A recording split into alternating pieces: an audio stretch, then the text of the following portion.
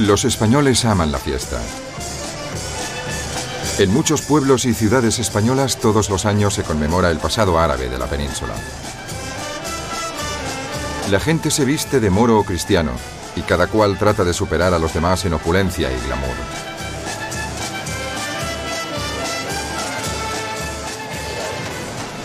Que las batallas representen la invasión de los árabes en el siglo VIII o su expulsión por la reconquista cristiana es algo que no queda claro.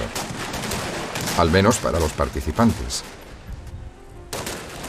Pero de lo que no cabe duda es del legado arquitectónico dejado por los árabes. Son menos conocidos algunos otros aspectos que debemos agradecerles. Actualmente hay toda una serie de cosas que nos parecen normales en Occidente y en el mundo moderno, y que en realidad llegaron a través de la España árabe, desde el papel y el algodón hasta las naranjas y los limones. El legado árabe en medicina abarca desde el zumo de limón hasta el propio concepto de lo que es un médico. Los árabes también aportaron su astronomía, su música y su filosofía, así como la física y las matemáticas. La matemática cristiana medieval sería inconcebible sin lo que los árabes transmitieron a Occidente. Como tantas otras personas atraídas por un señuelo tipo demasiado bueno para ser una auténtica multipropiedad, los árabes vinieron a España previa invitación. Los reyes visigodos del sur de España estaban luchando entre sí y uno de ellos solicitó a los árabes que acudieran en su ayuda desde el norte de África. Los árabes llegaron y solventaron la disputa, pero les gustó lo que vieron y se quedaron. De hecho, no tardó en llegar un segundo contingente de 18.000 hombres que tomaron Sevilla. Y así empezó todo. Los norteafricanos acababan de abrazar la nueva religión del Islam y empezaron a dejar su huella en España. Donde había una catedral cristiana, construyeron una mezquita musulmana. Lo llevaron a cabo en Sevilla, y aguas arriba del río, en Córdoba, lo hicieron a lo grande.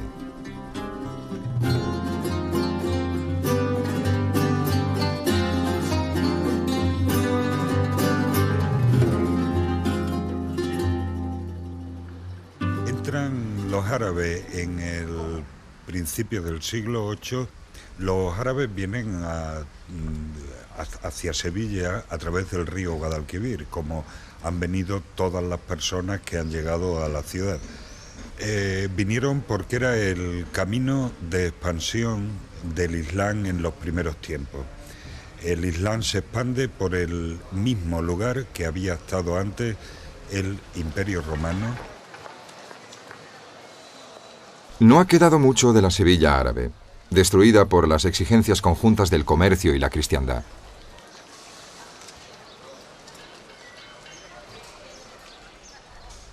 Donde hoy se alza una iglesia católica, antes hubo una mezquita, y debajo de esta muchas veces hay una iglesia o una sinagoga anteriores, a veces un templo romano. Los árabes construyeron algo que les era enteramente propio, pero añadiéndole los elementos que encontraron más a mano. Así es como se produce una especie de sincretismo, pues se construye encima de algo anterior, se toman prestados elementos encontrados allí, y cada generación produce algo nuevo. El principal vestigio árabe de la ciudad es la Giralda, el antiguo minarete de la mezquita. Pero incluso allí, solo la parte inferior es original y data de fines del siglo XII. El resto ha sido transformado en el campanario de la catedral.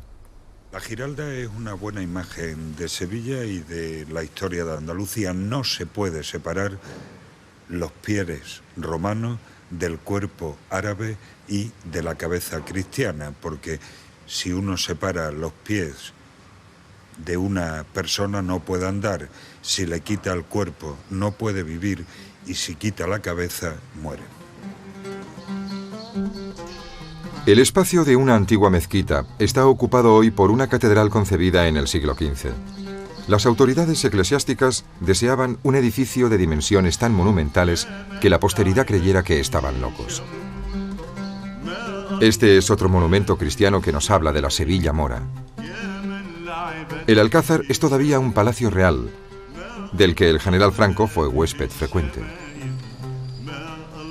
Lo que actualmente se ve es casi todo de la era cristiana, aunque el complejo lo construyeron los reyes árabes cuando Sevilla fue la capital de Andalucía por poco tiempo. La influencia árabe perduró en Sevilla mucho después de que los dirigentes árabes desapareciesen. Estos dejaron tras de sí una tradición que atrajo a los conquistadores cristianos, pero sobre todo dejaron artesanos capaces de seguir esa tradición.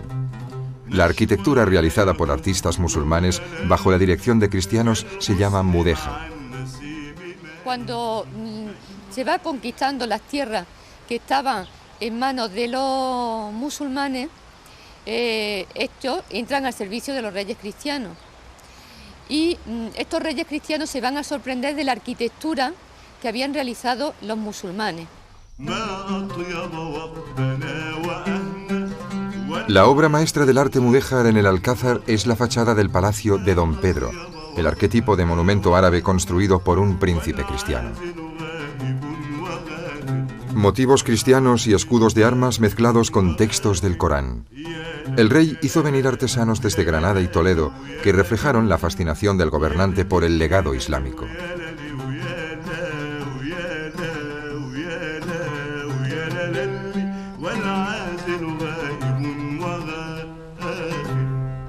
En tiempos de los árabes, el río Guadalquivir era navegable hasta Córdoba.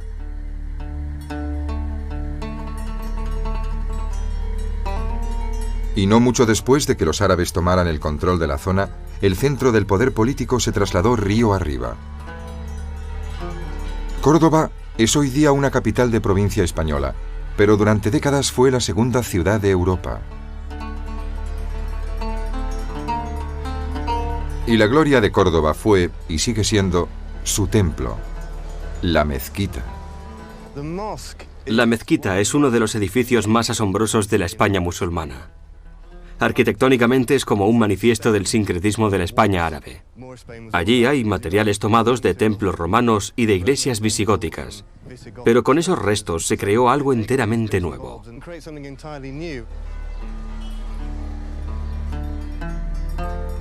Esta maqueta perteneciente al museo local muestra la mezquita tal como fue terminada en el siglo XI. Entonces poseía una interminable serie de puertas abiertas a los jardines exteriores y unas vistas ininterrumpidas a través del bosque de columnas interiores.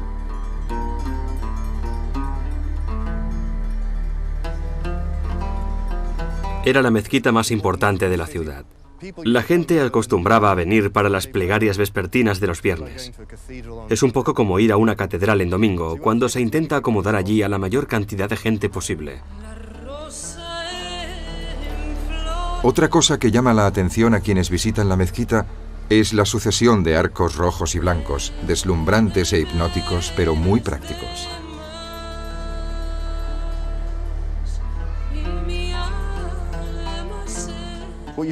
Lo que están viendo de la mezquita son los famosos arcos dobles, uno sobre el otro. Se dispusieron así para ganar altura en el techo, porque estaban utilizando viejas columnas recuperadas de las iglesias y los templos de la ciudad, pero necesitaban techos más altos que los que permitían esas columnas. Con ello se liberó espacio en el suelo para los fieles. Como otros grandes edificios, la mezquita no fue el resultado de un súbito fogonazo de inspiración. Se fue ampliando y ganando espacio generación tras generación. Pero en ese proceso brilla una joya deslumbrante, el mihrab. El mihrab es el centro del culto en una mezquita. Enmarcado por unas columnas visigóticas recicladas, el mihrab es en su forma más simple un nicho en la pared practicado en dirección a la Meca.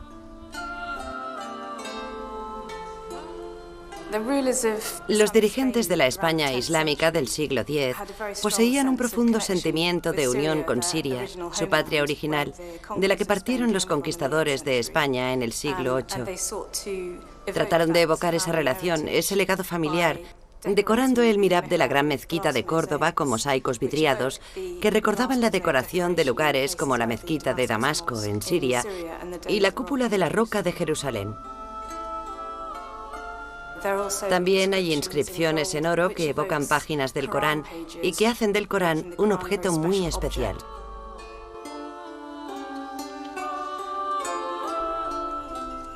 Pero la función de la mezquita no era únicamente religiosa. La mezquita es un edificio único, que nos habla pues de esa misión especial que tenía de acoger a todo el pueblo dentro de ella. Que es un edificio donde se reunían tanto para rezar como para debatir temas de tipo político, de tipo religioso, económico, para decidir en qué momento tenían que partir las tropas para la guerra o qué es lo que hacían en un momento determinado. Ante semejante ir y venir, los arquitectos árabes prestaron especial atención a los accesos a la mezquita. La más antigua es conocida como la Puerta de los Visires y sirvió de modelo para las puertas construidas posteriormente cuando se hicieron las ampliaciones de la mezquita. Consiste en una obertura central con un arco de herradura, pero si se mira siguiendo la dirección en que están dispuestas las dovelas, estas no apuntan al centro del arco circular, sino hacia el fondo, lo cual provoca un efecto similar al de un amanecer o atardecer. En torno al arco de herradura circular hay un marco cuadrado llamado alfiz. A los arquitectos árabes les gustaba jugar y combinar las formas redondas y cuadradas. Encima del alfiz hay un cuerpo de arcos ciegos entrelazados y en lo alto de todo una suerte de almenas. Hay quien afirma que era para lograr que una mezquita pareciese una fortaleza de la fe. Incluso en la cúspide de su poder, algunos soberanos árabes rechazaron las entradas más suntuosas a favor de otras laterales más modestas. Los líderes islámicos temían una muerte violenta. Por eso, uno de ellos construyó un pasaje porticado que cruzaba hasta el Palacio Real, hoy residencia del obispo. De esa forma podía visitar la mezquita sin toparse con posibles asesinos. Añadida a la belleza del mihrab, o de los arcos en rojo y blanco, aparece de repente una sorprendente anomalía.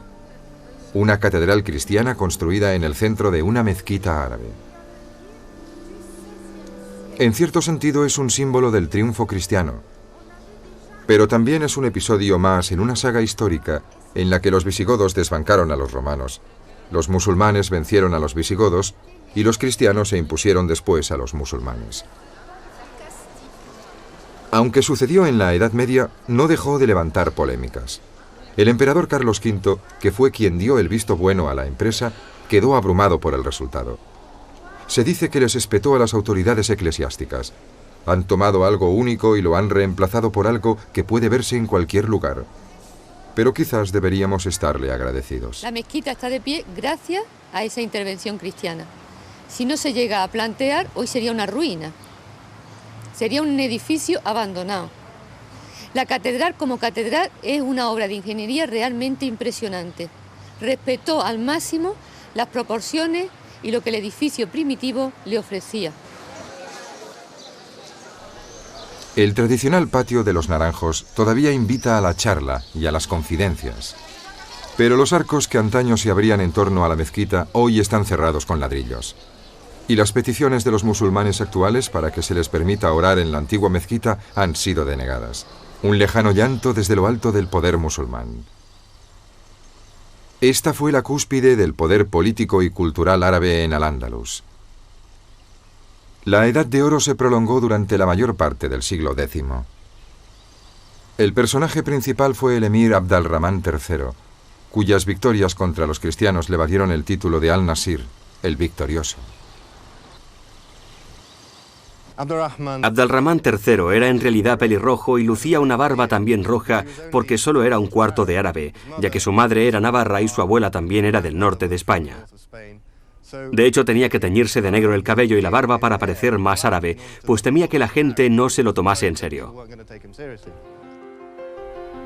Él se tomó a sí mismo lo bastante en serio como para asumir el título de califa, algo muy significativo en un mundo tan competitivo.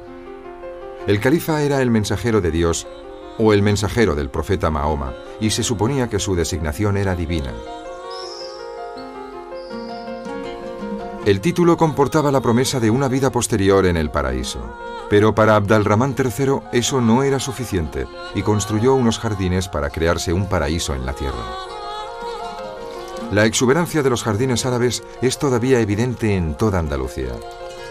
Las callejuelas se sombrean con parras, los patios rebosan de flores, y por todas partes hay agua, que al evaporarse enfría el ambiente y refresca el espíritu.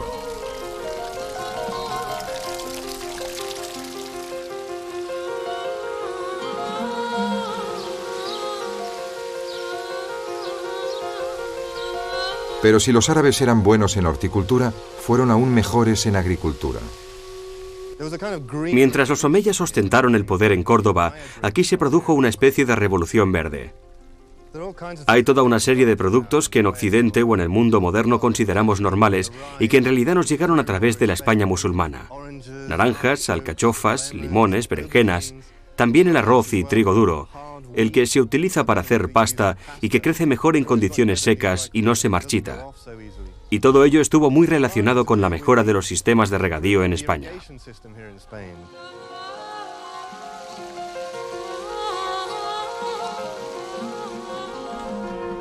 Incluso en lo alto de Sierra Nevada introdujeron la agricultura de regadío a gran escala, convirtiendo miles de improductivas hectáreas de monte bajo en fértiles tierras bien regadas.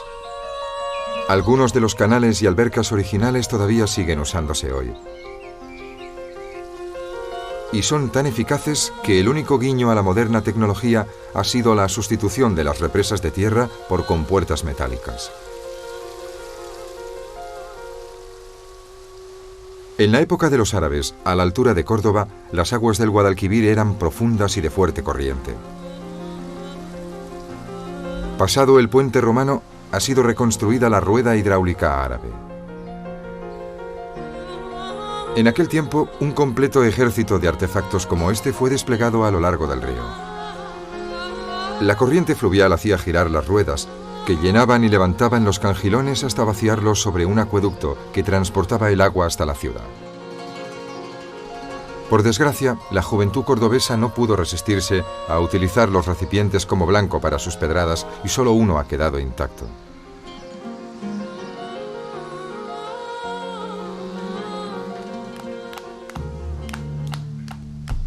Córdoba no fue únicamente un centro artístico y político, fue asimismo un centro industrial y manufacturero, actividades que llevaban a cabo mayoritariamente los judíos. La parte histórica de todas las ciudades andaluzas tiene su barrio judío, y sus calles suelen llevar el nombre de los oficios que allí se ejercían. Bajo los visigodos cristianizados, los judíos solían estar en el último lugar a la hora del reparto de riquezas y privilegios.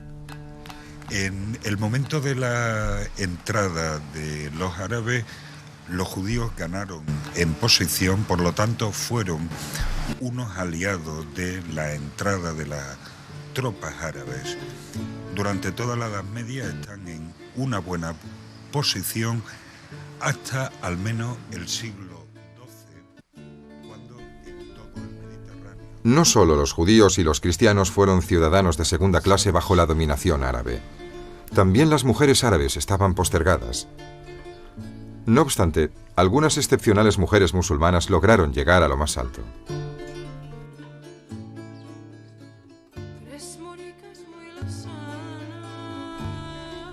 Lubna fue una famosa calígrafa y matemática que vivió en Córdoba en el siglo X.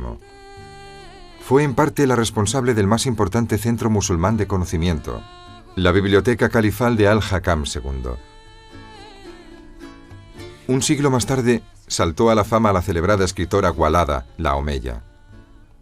Se hizo famosa por pasearse por las calles de Córdoba con sus poemas satíricos bordados en su vestimenta. En Granada, Hafsa al-Rakunilla fue una respetada poetisa y pedagoga que ejerció una gran influencia sobre los soberanos locales. En la misma época, Fátima bint al-Mutana, filósofa, jurista y académica de Sevilla, fue la maestra del gran filósofo árabe Ibn al-Arabi, el hombre que después influiría en el más grande de los eruditos árabes, Averroes. Averroes fue uno de los gigantes intelectuales de Córdoba. Fue astrónomo, jurista, filósofo, médico y consejero de los gobernantes. Lo más curioso acerca de Averroes es que actualmente se le conoce más en Occidente que en el mundo islámico debido al amplio impacto que tuvo sobre la filosofía occidental en su intento de encontrar la cuadratura del círculo entre fe y razón, o cómo compatibilizar que por un lado uno pueda ser cristiano o musulmán y por lo tanto creer que Dios creó el mundo y al mismo tiempo pueda leer autores como Aristóteles y pensar: puedo comprender el mundo con solo mirarlo y observar. Ambas cosas no parecían encajar. Claro que tampoco el cuadrado filosófico de Averroes se ajustaba al círculo de las creencias musulmanas. Finalmente cayó en desgracia y fue condenado a ponerse en la puerta de la mezquita para que los auténticos fieles pudiesen escupirle al entrar. Mientras que para la mayoría de españoles Averroes representa solo el nombre de una calle, el efecto que él y otros estudiosos como él ejercieron sobre la medicina fue enorme.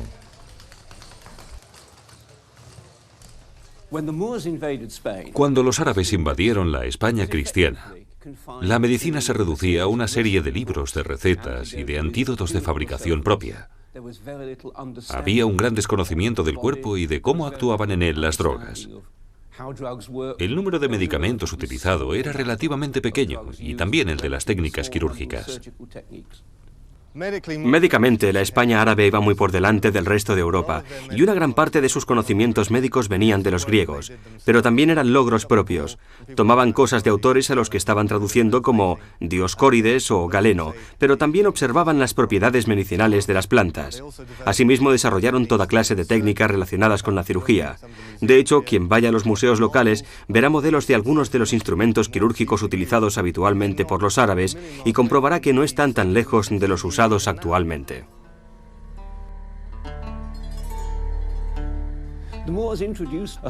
Los árabes introdujeron una amplia variedad de técnicas quirúrgicas, entre ellas cirugía de las heridas, la curación de heridas internas o la reintroducción de los intestinos para que sobreviviera el paciente. Cuando los cruzados llegaron a Tierra Santa, quedaron asombrados ante los médicos árabes por lo bien que sabían tratar las heridas. Uno de ellos era Maimónides, médico de la corte del líder árabe Saladino. Maimónides nació en Córdoba, en el seno de una familia judía, y aprendió medicina con los árabes. Fue perfeccionándose hasta convertirse en uno de los principales médicos y filósofos medievales.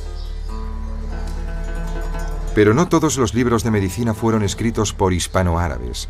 Una gran parte de estos conocimientos llegaron a España procedentes del resto del mundo. Los árabes lograron reunir en España un gran compendio, 10 veces mayor de lo que había sido posible reunir hasta entonces en Europa occidental. El canon de medicina abacina era tan grande que se tardaría un año entero en leerlo. A lo largo de la Reconquista, los cristianos encontraron una floreciente cultura médica y decidieron traducir los tratados para los galenos que desconocían el árabe y solo hablaban latín. Así fue como en España se tradujeron todos los grandes libros de medicina árabe.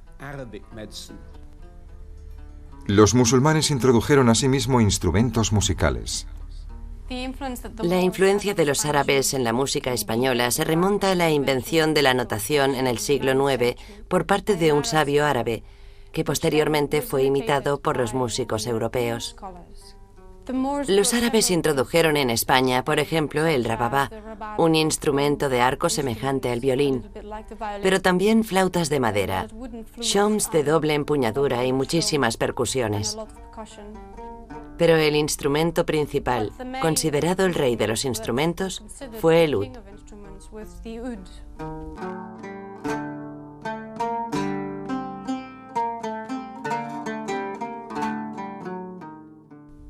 Y el ud derivó en laúd, y el laúd en guitarra.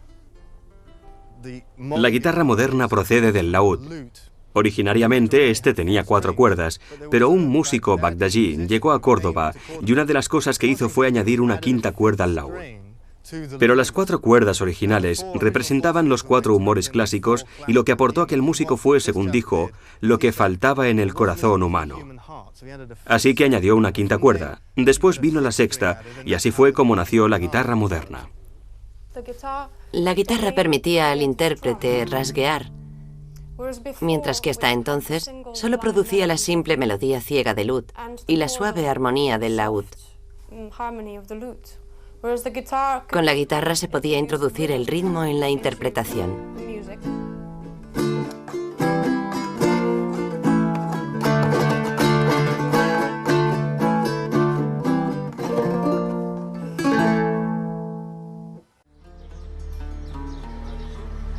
Mientras que la guitarra es el más famoso de los instrumentos relacionado con los árabes, España es más conocida actualmente por una original cultura musical. La ciudad de Sevilla fue gobernada antaño por los puritanos almohades, que impusieron la destrucción de los instrumentos musicales. Hoy es la ciudad en la que todas las noches, en lugares como la Carbonería, se interpreta un legado musical con sus raíces en la Andalucía mora, el flamenco. De hecho, en castellano un flamenco es el habitante de Flandes o un ave. Hay toda clase de teorías sobre si fueron los movimientos del ave los que inspiraron el baile flamenco. Y hay un largo debate acerca de en qué medida influyeron los árabes en el flamenco. En realidad, el flamenco es una mezcolanza de toda clase de formas musicales. Tiene influencias bizantinas, norteafricanas y judías. Además, está el folclore andaluz y, por supuesto, tiene influencias gitanas. Hay algún tipo de ritmo en el flamenco, como el de 12 compases, que es muy común en algunas formas musicales norteafricanas. Resulta difícil determinar qué porcentaje del flamenco procede de los árabes, pero la relación es indiscutible.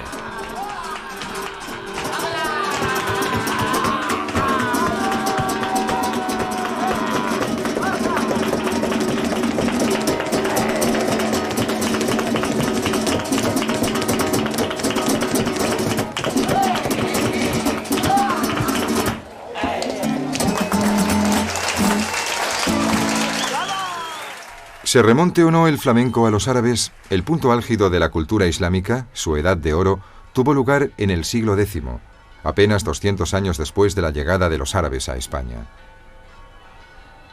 Fue entonces cuando la máxima autoridad de Córdoba se proclamó califa o representante de Dios y ejerció su dominio sobre una amplia zona del sur de España.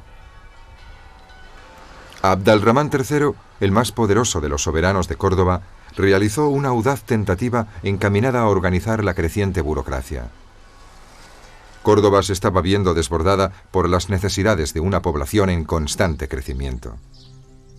Así que en torno al año 936, el califa empezó a construir desde cero en las afueras de Córdoba una nueva ciudad-palacio a la que llamó Medinat al-Zahra.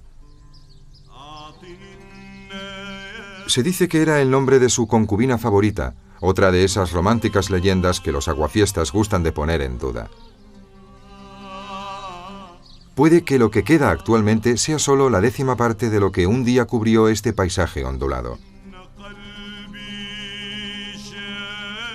Medinat al-Zahra albergó a 20.000 funcionarios a sueldo del gobierno. La sola construcción de la ciudad costó 1/3 del presupuesto anual del Estado. Fue concebida para impresionar y lo consiguió. Disponemos de relatos contemporáneos de diplomáticos y emisarios cristianos que visitaron Medinat al-Zahra y que se quedaron simplemente maravillados por aquella ciudad construida en el mismo estilo que la monumental mezquita de Córdoba. De modo que allí encontramos el arco de herradura con dovelas rojas y blancas, una suerte de logo de los hispanoárabes de la época que se encuentra por toda España, algo así como los arcos dorados de McDonald's. Utilizaron su arco de herradura con las franjas rojas y blancas a modo de logo. La estancia que ha quedado como testimonio es el Salón Rico del año 953, en el que bajo el signo distintivo del arco de herradura, Abd al-Rahman celebraba sus audiencias. El protagonista del recinto era un estanque de mercurio. Cuando los esclavos lo removían, la estancia se iluminaba con los rayos plateados de la luz solar reflejada en su superficie. Lo que puede verse en el Salón Rico es el resultado de una cuidadosa investigación.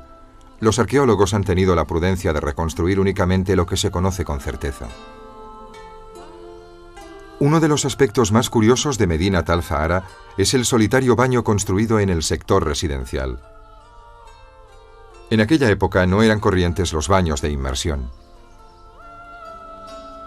En Jaén hay un complejo de baños árabes que ha sido desenterrado al completo y cuidadosamente restaurado. Aquí, y en cualquier otro lugar de la España musulmana, los baños eran de hecho un anexo de la mezquita. Se usaban fundamentalmente para las abluciones rituales y en especial por los hombres antes de la plegaria del viernes. La gente se bañaba echándose agua por encima para luego pasar a la sala de vapor y a la de secado. Los baños eran alimentados por una compleja red de canalizaciones que transportaban el agua desde las termas locales. Había baños fríos, templados y calientes, todos ellos bajo las típicas luces cenitales en forma de estrellas de 8 puntas. Los árabes sentían verdadera pasión por las estrellas. Llegaron a poseer un amplio conocimiento de la astronomía. Fueron asimismo excelentes matemáticos. Álgebra es una palabra árabe. Con ello, y con los conocimientos de geometría que rescataron de los griegos y un sistema numérico que tomaron prestado de los indios, alcanzaron notables resultados. Uno de los mejores ejemplos de lo que lograron es el astrolabio. Aquí tengo uno. Este astrolabio se conoce como planisférico. Se utiliza para determinadas actividades matemáticas, por ejemplo, para dar la hora. Pero lo hace sin mecanismos, sin un reloj. Lo hace partiendo de datos astronómicos, midiendo referencias en el cielo, por ejemplo, la altura del Sol o la de una estrella sobre el horizonte. En la parte de atrás, tiene una regla con unos agujeros al final. Se mide la luz del Sol que surge por uno de esos orificios y con ello se calcula su altura en el horizonte. Entonces, en el otro lado, compuesto esencialmente de un mapa de las estrellas, con solo girar esta pieza, se puede localizar dónde está el Sol o una estrella en el cielo, y con ello se sabe la hora. Este tipo de objetos estaban concebidos para ser utilizados en diferentes partes del mundo, de manera que tanto se podían usar en la Meca como en España. Pero la edad de oro de Al-Ándalus estaba empezando a empañarse. La amenaza de las conquistas cristianas y las rencillas políticas internas provocaron el derrumbamiento del califato. La propia Córdoba sucumbió al caos. Debido a que el propio califato estaba desgarrado por las disputas, las cosas empezaron a desmoronar. Hicieron venir a un contingente de mercenarios del norte de África y los hicieron acampar aquí, en las afueras de Córdoba, y simplemente enloquecieron. Se entregaron al pillaje y el saqueo merodeando por la ciudad, y todo comenzó a desmoronarse. Hasta que finalmente empezaron a surgir reinos independientes dentro de la España árabe.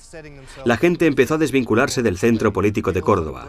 Incluso pequeñas poblaciones podían alzarse de pronto y decir, ahora somos un reino, y rompían con Córdoba. Uno tras otro, Sevilla, Córdoba y los oportunistas reinos recién creados fueron cayendo en manos de los cristianos. La historia de Al-Ándalus termina en Granada con una dinastía que dejó al marchar un perdurable monumento a la cultura árabe, la Alhambra.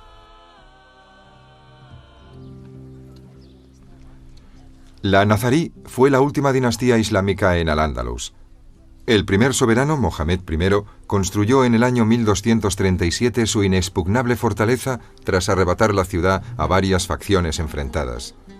Ya habían sido construidas allí otras fortalezas, y él rodeó la Alhambra con una gran muralla de protección. Los siglos XIII, XIV y XV fueron muy sangrientos en España, y había que ser fuerte para sobrevivir. Estaba la amenaza de los príncipes cristianos, y en ocasiones también estaba la amenaza de los sultanes nómadas de Marruecos. También fueron tiempos de considerables dificultades económicas y, además, en el siglo XIV se produjeron las epidemias de peste negra que causaron estragos en la economía de Granada. Pero en medio de los baños de sangre surgieron edificaciones de gran belleza. La entrada al complejo residencial se hace a través del cuarto dorado, con sus paredes posteriores ricamente decoradas y sus vigas de madera. Los materiales en la Alhambra son muy bellos y crean un efecto de lacería que recuerda un poco al glaseado de un pastel. Pero los materiales, como la escayola, son en realidad muy baratos porque los soberanos nazaríes que construyeron la Alhambra no gozaban de una situación económica y política demasiado saneada, por lo que le sacaron el máximo partido a lo que tenían.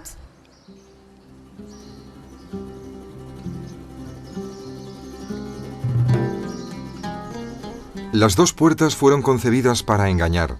La de la izquierda da acceso al palacio mismo, y la de la derecha conducía a los posibles asesinos hacia una serie de pasadizos sin salida. Al menos eso dice la historia. Y es posible que contenga su pizca de verdad.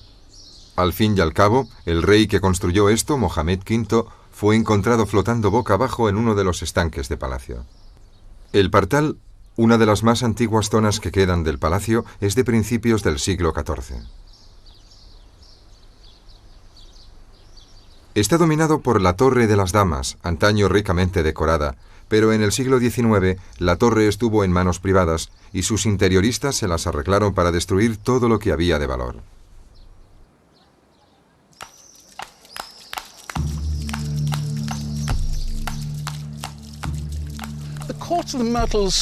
El patio de los Arrayanes tiene aproximadamente el mismo aspecto que en el siglo XIV, salvo por un detalle importante. Los setos que se alzan dificultando la vista no estaban ahí en su momento. Habría arrayanes, pero formando un lecho hundido. Una cosa que hay que recordar de la Alhambra es que uno no debe pasear, sino sentarse.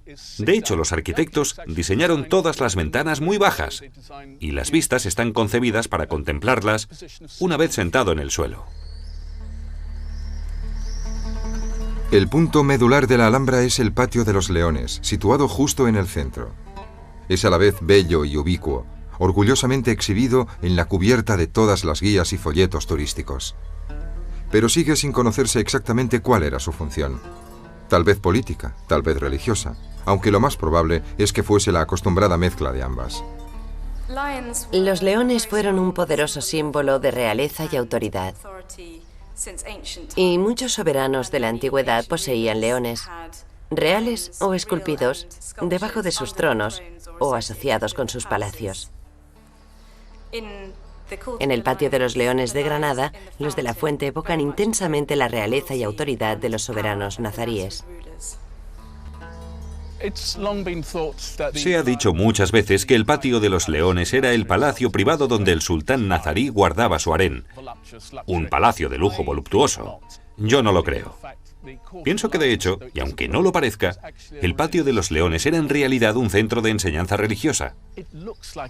Parece un palacio suntuosamente decorado, pero ese es el aspecto que tienen las escuelas religiosas marroquíes de la misma época. Según paseas hoy en día por la Alhambra, la piedra arenisca le confiere un aire sereno. Incluso el Patio de los Leones ha sido comparado a un jardín de rocas budista por su atmósfera austera. Pero en su época, en el siglo XIV, todo estaba lujosa e intensamente pintado, con un aspecto muy parecido al de un palacio de Disneylandia, pero con telas por todas partes. Había tejidos en los suelos, colgados en las ventanas, cubriendo las puertas. En la España del periodo nazarí, la producción de seda tejida era una artesanía muy difundida y los dibujos de las telas evocaban intensamente los diseños arquitectónicos de la Alhambra. Paseando por los patios se puede apreciar el fantástico trabajo con el yeso y los azulejos. A primera vista el ojo no lo llega a captar, y en realidad, después de haber pasado horas contemplándola, el cerebro sigue sin poder percibir la fantástica elaboración decorativa. Una decoración que incluye 3 elementos: el diseño geométrico a base de estrellas y cuadrados, la decoración arabesca a base de una vegetación muy recargada, y por último, entremezclada en las dos, la decoración caligráfica. La caligrafía es muy importante en la Alhambra. En gran parte constituye un gran libro en piedra y quien sepa leerlo encontrará mensajes. También contienen mensajes la elaborada decoración de las estancias en torno a los patios. En el techo del Salón de los Embajadores se reprodujo la bóveda celeste. Y para transmitir su mensaje, el sultán se hizo construir el trono en este nicho. Todos cuantos le contemplaban quedaban deslumbrados por la luz procedente de la ventana posterior.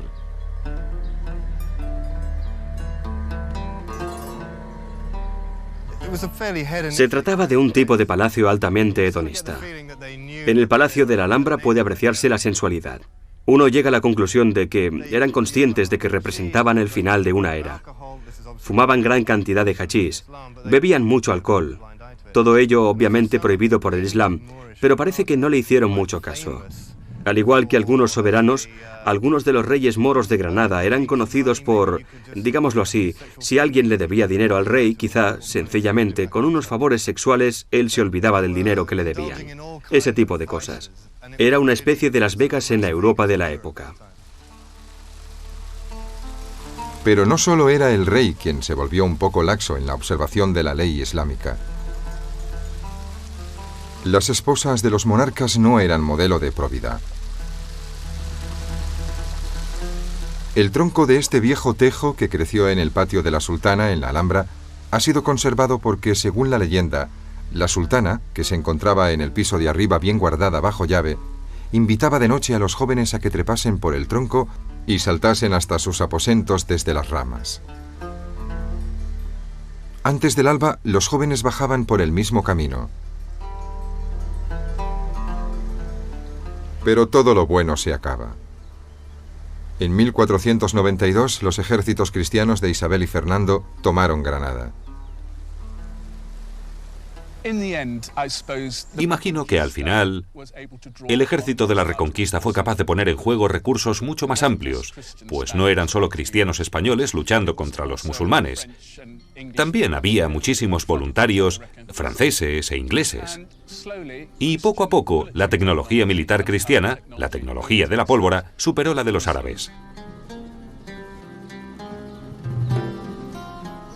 Una de las puertas de la Alhambra, la Puerta de la Justicia, muestra la ilustración gráfica de una vieja creencia que resultó ser falsa. Según el dicho, cuando la mano de Fátima empuñe la llave, la Alhambra caerá. Pero aunque los conquistadores pusieron un icono cristiano entre la mano de Fátima y la llave, esta continúa fuera de su alcance.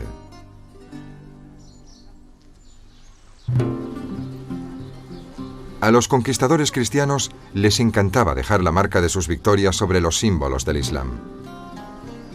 En Sevilla construyeron la iglesia gótica más grande del mundo encima de una mezquita y erigieron un palacio cristiano encima de uno árabe.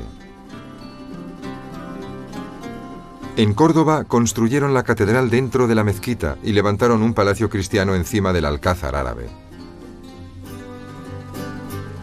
Pero en Granada fueron mucho menos destructivos. Cuando Fernando e Isabel entraron en la Alhambra en 1492, eufóricos por la victoria, miraron en derredor. El palacio estaba totalmente desvencijado y ruinoso. Pero cosa rara en unos monarcas católicos, eran muy árabes en su gusto por los jardines, los interiores, las colgaduras, y lo primero que hicieron fue poner a trabajar a artesanos musulmanes para devolver al palacio su gloria pretérita. Y lo mismo Carlos V, su nieto, que al llegar aquí exclamó: «Dios, este lugar es extraordinario», e hizo todo lo posible por mantener ese nivel, y aunque demolió un ala para dejar espacio a su propio palacio, fue uno de los responsables de que este complejo haya sobrevivido. Carlos construyó su propio palacio en la Alhambra en 1526, financiándolo parcialmente mediante un impuesto especial a los musulmanes. No se trataba tanto de una exhibición de triunfo. Se dice que, harto del frío y la humedad de la Alhambra original, quiso una residencia con mejores instalaciones. El resultado ha merecido un elogio con reservas, aunque Carlos nunca llegó a disfrutarlo, porque salió de Granada poco después de encargarlo y no regresó nunca. Sus abuelos, en cambio, fueron allí para quedarse. Aunque Fernando e Isabel estaban capacitados para disfrutar numerosos aspectos de la cultura islámica, no estaban preparados para transigir con otra religión que no fuera la católica. Su mensaje fue la conversión o el exilio. Y la Inquisición española se encargó de que la conversión fuese total. Podían detener a cualquiera por menudencias. En la última época, por ejemplo, podían detener a árabes por comer cuscús, algo que era considerado increíblemente herético, signo evidente de que se trataba de un musulmán camuflado que no se había convertido sinceramente al catolicismo. También resultaba sospechoso el aceite de oliva, porque los verdaderos cristianos cocinaban con manteca de cerdo y solo los moros poco de fiar utilizaban aceite. Todo eso era una locura total. Afortunadamente, el aceite de oliva sobrevivió a la Inquisición. Tras supervisar las últimas etapas de la reconquista de España, Fernando e Isabel se centraron en las conquistas exteriores. Contrataron a un joven navegante llamado Cristóbal Colón.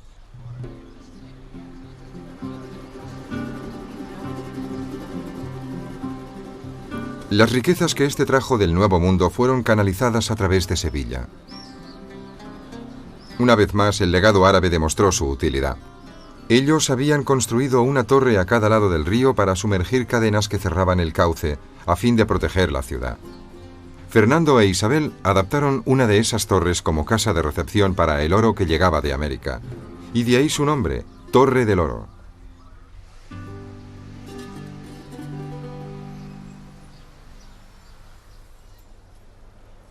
El propio Colón yace a menos de 1 kilómetro de aquí, en una noble tumba dentro de la catedral a cuyo esplendor contribuyó. Pero la riqueza de España no iba a durar. Un gran número de árabes se quedaron en España durante casi un siglo más, y en realidad no se fueron hasta que, en 1609, fueron expulsados por el rey Felipe III. Paradójicamente, como resultado de ello, la economía española se colapsó, porque los moriscos acumulaban muchos conocimientos prácticos, sobre todo agrícolas. Eran ellos quienes controlaban los sistemas de regadío, quienes conocían los cultivos introducidos por los árabes, cómo plantarlos, cómo cultivarlos y todo ese tipo de labores. Incluso había un dicho al respecto: los moriscos que trabajaban para un cristiano valían su peso en oro. En cierto modo, los árabes nunca abandonaron España.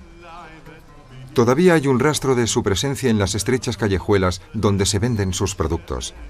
El té árabe todavía se vende a la sombra de la Catedral Católica. Y a menos de 1 kilómetro de la Alhambra, al otro lado del río Darro, fue inaugurada la primera mezquita en España desde hacía 500 años. Al tiempo que resurgen las tensiones entre árabes y cristianos, la moderna mezquita ha sido construida sobre una colina que domina la Alhambra. Los escasos fieles y sus líderes religiosos deben hacer frente a la hostilidad suscitada por los atentados de Madrid y los rumores de que Al-Qaeda apoya algún tipo de resurrección de Al-Ándalus en la España moderna. Toda esa palabrería en torno a Al-Ándalus no tiene sentido. La historia es historia, y somos demasiado serios como para soñar en lo que sucedió hace 500 años.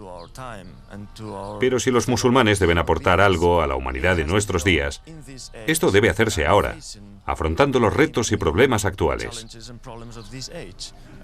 Soñar con glorias de civilizaciones pasadas no es más que una pérdida de tiempo.